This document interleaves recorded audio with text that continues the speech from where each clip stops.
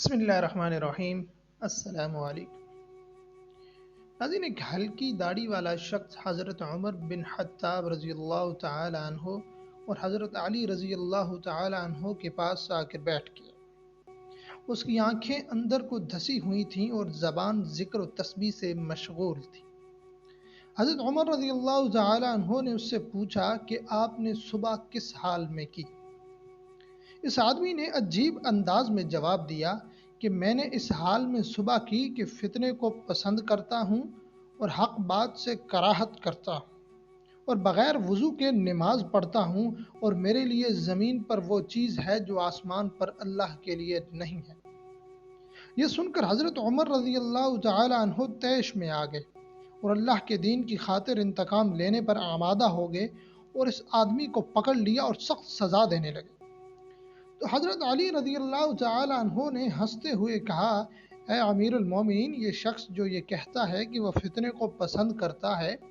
اس کی مراد مال اور دولت ہے، جیسا کہ اللہ تعالیٰ نے اس فرمان میں مال و دولت کو فتنہ کہا گیا ہے، انما اموالکم واولادکم فتنہ، اور حق کو ناپسند کرتا ہے، اس سے مراد موت کی ناپسندیدگی ہے، جیسا کہ اللہ تعالیٰ نے فرمایا ہے وَجَاءَتْ سَقْرَةُ الْمَوْتِ وَالْحَيَاةِ ذَلِكَ مَا كُنْتُم مِّنْهُ تَحِيدٌ، اور بغیر وضو کے نماز پڑھتا ہے، اس سے مراد نبی کریم صلی اللہ علیہ وسلم پر درود اور سلام بھیجنا ہے۔ ظاہر ہے صلاۃ کے لیے وضو ضروری نہیں ہے، اور اس نے جو یہ کہا ہے کہ اس کے لیے زمین پر وہ چیز ہے جو آسمان پر اللہ کے لیے نہیں ہے، اس سے اس کی مراد بیوی بچے ہیں۔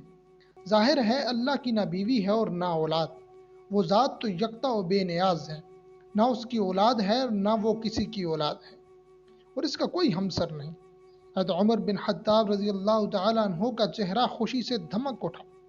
اور ہونٹوں پر مسکراہٹ پھیل گئی اور خوشی سے جھومتے ہوئے فرمایا، وہ جگہ بری ہے جہاں ابو الحسن موجود نہ ہوں،